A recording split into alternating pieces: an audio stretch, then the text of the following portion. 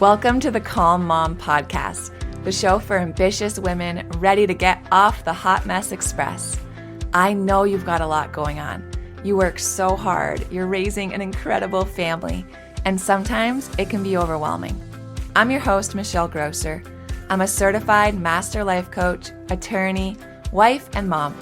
And years ago, I was right where you are. I was running a busy law practice while raising a family, and I was on the fast track to burnout. I thought I just needed to be more organized or have better routines, but it was learning how to heal and regulate my nervous system that expanded my capacity to gracefully hold more of this big, beautiful life. You too are worthy of an extraordinary life in and beyond motherhood. Learning to be a calm, anchoring presence in your home and at work is going to be your superpower. If you're here to do the inner work that brings a sense of calm amidst the chaos, I'm here to join you on that journey. Each time you press play, your growth continues. So let's get at it. Hey, it's Michelle Grosser here. Welcome to the Calm Mom Podcast. If you're new here, welcome. If you've been a listener of the show for a minute, welcome back. And I have a question for you today. What is one thing that you've learned on the Calm Mom Podcast that's made a difference in your life? Maybe it's something about your nervous system. Maybe it's something that's helped you understand yourself better. Maybe it is a tool or a tactic that you started to incorporate in your day-to-day life that's really made a difference. Would you take, maybe 10 seconds, 15 seconds today, leave the show a 5-star rating, and then just a short review sharing that one thing you've learned? It would mean the world to me. It's really the best way that you can thank me for all this content. And more importantly, it's the best way that we can get this show out in front of other people just like you so they can have the same revelations. They can experience the same growth. Thanks, you guys. All right. So if you guys have heard my story, especially over the last 10 years, so much of it has to do with this awareness, this revelation that I had around my own emotions, right? Or maybe lack thereof 10 years ago. And we're going to talk about it today. We're going to talk about some red flags that you might also be in a pattern of suppressing your emotions, bottling up your emotions. I think if you'd asked me 10 years ago if I was an emotional person, and I put that like in air quotes, I would have been so quick to just tell you no, right? I wasn't one of those dramatic women. Like I rarely cried. I certainly didn't have a temper. I never yelled at anyone or anything. Like I didn't even cry at sad movies, right? I was just super chill on the outside. But on the inside, man, there was so much going on that I was completely unaware of. And I think that is the pattern for a lot of us today, right? And it was because I had been conditioned really through no fault of anyone, right? I had just picked up all of these brilliant suppression tactics for my emotions. And I think this is the hallmark of personality patterns, you guys, both, especially the enduring pattern and also the rigid pattern, which is the pattern I tend to go into. They both have roots in suppressing or disconnecting from our emotions. So if you guys haven't taken the personality pattern quiz yet, if you don't know your personality pattern, because there's 5 of them, it's a free quiz. There's a link in the show notes. And I'm telling you, so many women have emailed me and they're like, oh my goodness, so many light bulbs went off, so many aha moments explaining like why I do the things I do, especially when I'm stressed out, especially when I'm feeling overwhelmed. So check that out if you haven't taken that quiz yet, because it has to do a lot with how you respond to things, including your emotions. So I had all these unconscious labels around emotions. I had labels around which emotions were good, which ones were bad, right? Which ones were weak, which ones were strong. And I had been suppressing and repressing anything that I thought was weak, anything that I thought was bad. Think like anger, sadness, frustration, disappointment, without even realizing it. And it was literally driving me to anxiety and to burnout and to making me feel physically sick. And so many of us are socialized, right? Through either like societal or family norms, just to push down, suppress, hold in, avoid our emotions altogether. Where we grow up and we hear things like, oh, don't be a crybaby, right? Or you're too sensitive. How many of you have ever been told that? You're too sensitive. Just get over it. All of these are implicit messages that certain emotions are bad, right? They're implicit messages that certain emotions shouldn't exist, that we shouldn't have them. So in response to that messaging, guys, it's totally normal to have this, like, again, this is unconscious, right? This like fear relationship with certain emotions. So what do? We push them down. We avoid them at all costs. But here's the thing. No matter who you are or how hard you try to do this, it's going to have an impact on your overall well-being. Suppressing emotions is going to have an impact on your mental health, on your emotional health, and on your physical health. And we're going to talk about it. So let's talk about 3 signs you might be bottling up emotions without realizing it. There's so many more. These are 3 that I see the most frequently. Sometimes it might be really obvious that we're suppressing emotions, right? We feel that, like, we feel sad. You ever felt sad and then felt that like lump in your throat that comes up, or that like itchy, scratchy feeling in your throat? And then you do everything you can to suppress the tears and that emotional release. But more often, we're not actually suppressing, like we're not aware of the emotion and holding it back. We're actually repressing, right? And the difference is that when we repress our emotions, we don't even know that we're doing it, right? We don't even know that we're not allowing our body to feel what it wants to feel, what it wants and needs to experience. It's a biologically appropriate response, our emotions, to what is happening around us, right? What's going on around us. And then we block it from happening and we block it from expressing. So let's take a look. These are 3 red flags that you might be bottling up emotions. 3 things that I see most often in my clients and in the people I work with. All right, red flag number 1. You are always distracting yourself. Girl, you're always busy. You're distracting yourself. And part of it is a subconscious avoidance of uncomfortable emotions. So, I mean, we don't have to think too hard about the ways in which we all distract ourselves in this day and age, right? Social media, screens, work, cleaning the house, even parenting, guys, the endless list of stuff that needs to get done. All of that can be distraction, right? Waiting for that moment when you can finally have a glass of wine and take the edge off, right? That's a distraction. It's so easy for us to find ways to distract ourselves from anything that might be or feel uncomfortable. It kind of creates this escape that keeps us away from experiencing reality, right? Really living. And when I think back, one of the most like stark examples of this, keeping busy, staying busy, distracting myself to avoid uncomfortable emotions, is with the miscarriages that I've experienced. So we had 2 miscarriages before our first daughter was born. So I don't know, maybe 8-9 years ago, before I really started doing this work. And I remember that on the inside, that was obviously really painful, right? That brought up a lot of uncomfortable emotions. It brought up all the uncomfortable emotions, right? The pain, the grief, the anger, the disappointment, like all of it. And I remember I didn't have any kids, right? So it was super easy for me to just like get lost in my work, distract myself from feeling any of that, just keep, plowing forward, plugging along. But then we had our first daughter. And then after our first daughter, we had 2 more miscarriages. And that was in time when I had started really doing this work, this somatic work, this nervous system work, this inner work. And I caught myself wanting to distract myself from the pain of it, but I had a new awareness, right? I knew and understood how it would impact my body, how it would impact my mind if I continued to avoid and suppress and deny what my body needed to actually feel and release and express. And the response, before doing this work and after doing this work was so much different when I had the courage, which is really what it comes down to.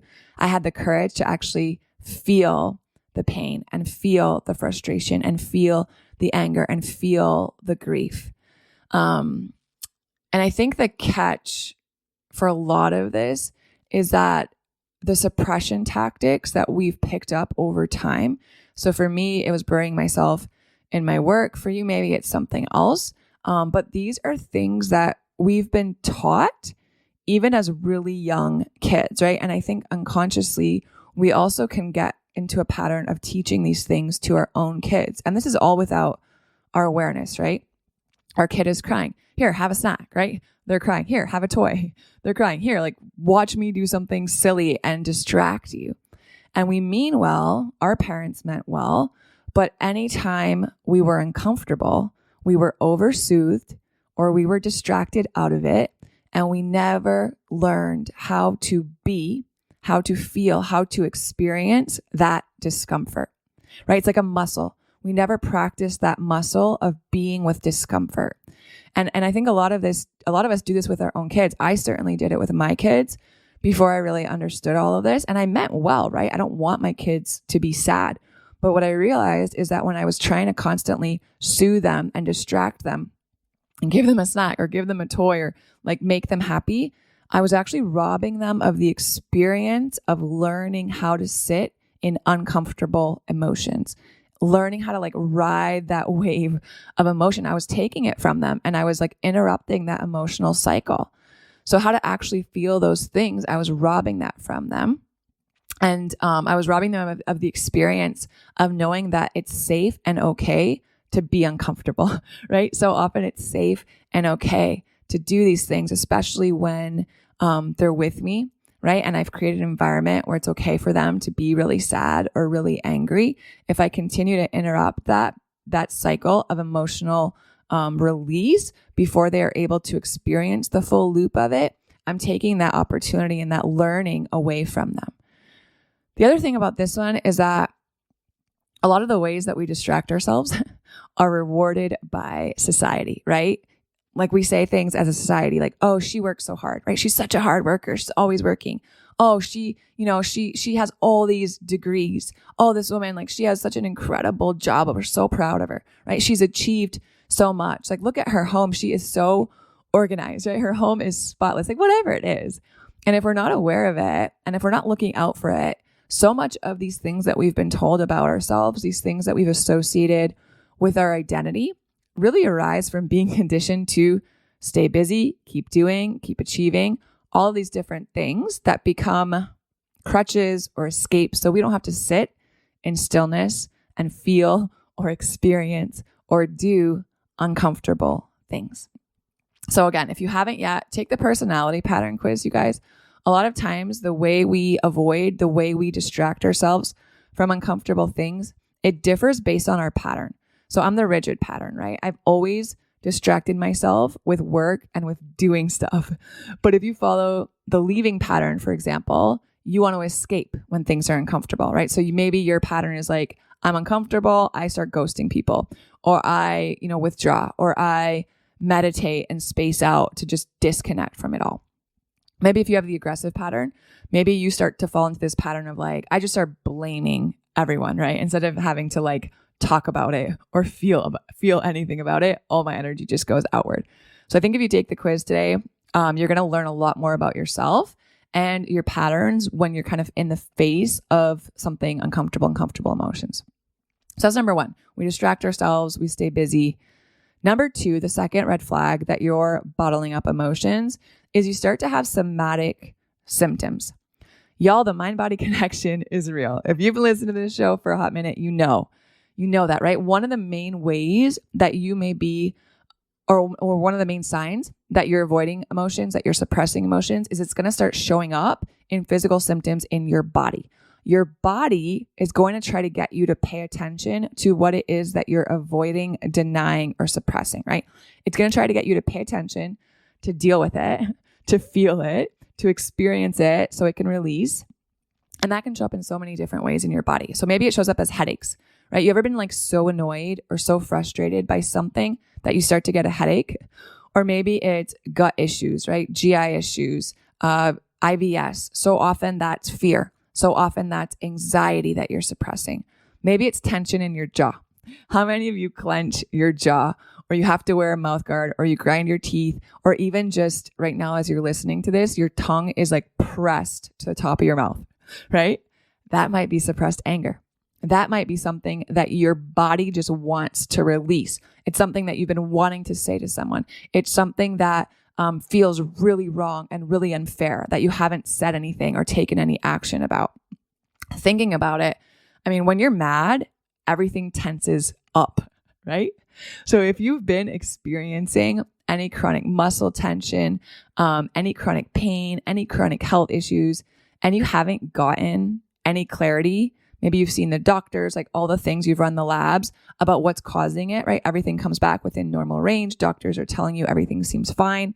Guys, take a look at your emotional hygiene, because suppressing the patterns of suppressing these emotions will cause your nervous system to dysregulate, which will manifest in physical symptoms.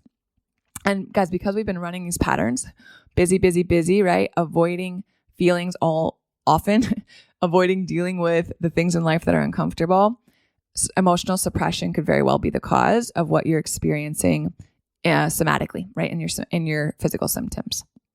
And then the third sign that you're bottling up emotions, and this is a big one, I think especially for us as moms, like those of you who are listening who have children, if we're being real, is resentment. Resentment is a sign that we're bottling up emotions. When things feel unfair, when we don't think that someone else is pulling their equal weight, when we carry a disproportionate amount of the mental load, when we have unmet needs, if this stuff is not expressed and addressed, y'all, it doesn't take long before it turns into resentment. And all of a sudden, right, that resentment, like anger, is kind of this seepy emotion. It seeps out, it leaks out. So that emotion that is suppressed, the anger, the frustration, the disappointment, the injustice, like whatever it is that you're feeling, if you're suppressing it, it'll turn into resentment, and that resentment will start to leak out, and it'll start to infect your relationships, right? Little things start to feel like big things. And then all of a sudden it's the, right? The big sigh or the eye roll, or maybe it's the passive aggressive, like kind of snide comment, or you just start withdrawing and you're like, whatever, everything's fine. I'll just do it, right? However that resentment shows up, it's not fun. It sucks for everybody. It's not fun to feel. It's not fun to be around. Like I've been there, and it's just like this angsty energy all the time, right? And for me, like I wish I would have known so much more about the nervous system and emotions and communication and all of this stuff as I think back, like especially in my postpartum period, because this was me to a T. If I'm being honest with you guys, like I had all of these expectations that I wasn't aware of. Expectations around what new motherhood would look like, how Jeff would show up as my husband and partner, how Jeff would show up as a new dad, the things that we would do together, how we would share responsibilities. Like I wasn't even aware I had these expectations, much less had I never expressed them to him, right?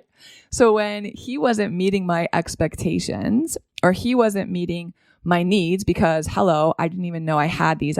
Certainly hadn't expressed them to him. I became so resentful. And it had an impact on our relationship, right? Something we really had to work through. And something that we've incorporated into our marriage, especially over the last, 7 to 8 years. And it's something that we now teach to other couples, because we've been facilitating a premarital course for years now. And it's something that we've learned in the course that we teach. It's called SYMBIS, Saving Your Marriage Before It Starts. And I didn't create this, but I think it's brilliant and it's really helpful. And it really helps cut the root of resentment before it can grow. So I'm going to talk about it to you guys, teach you it right now. And you can start to incorporate this in your marriages if you think, your relationships, if you think it'd be helpful. But it's called sharing withholds. And the way that it works is that on the regular, so maybe every day when you're starting, maybe you do it every few days, maybe you do it once a week. But on the regular, when you have a family meeting or something, you can put it on the calendar. So you're doing this regularly. We'll just ask each other like, hey, you want to share withholds? We can, want to share withholds over coffee this morning, or you want to share withholds tonight after you put the kids to bed? And we're like, yeah. And the way that it works, and this is what a withhold is, there's positive withholds and there's negative withholds. So a positive withhold is when you see your partner do something that you're like, oh, that was so awesome, or I really appreciated that, or that was so helpful, or that was brilliant, right? Maybe you witness them having an interaction with your child, and they like are teaching your kids something. Actually, yesterday, Ashton just celebrated her 6th birthday, and as a gift from her grandma, she got this craft, right? And I don't remember what I was doing, but I was in the other room and I could hear her, and she went to Jeff and she asked him to help her with this craft. And he put aside what he was doing and he sat down with her, and they walked through each of the steps and they started putting this craft together. And the way that he was just teaching her and encouraging her and engaging with her and asking her questions and everything. Like I was listening and I was so like, my heart was so warm. And I was like, this is so beautiful. It's a positive withhold because you know what? Life happened and I probably got a call or something that I had to do. And I didn't have the opportunity to like express to him how awesome that moment was before, life took over and I was on to something else, right? So that's a positive withhold. And then a negative withhold is kind of the opposite, right? Maybe, I don't know, maybe we are out to dinner with friends, right? And like everyone's just talking and maybe Jeff would make a comment that the crowd just kind of like laughs at. It seems funny in the moment, but I felt like it was a little bit of a dig, or I felt like we didn't really need to share that in front of everybody kind of thing, but I can't really talk about it there at dinner. It's not the place for it. It's not the time for it. So a negative withhold would be that I would share that with him when we're sharing our withholds, right? And the way it works is super simple.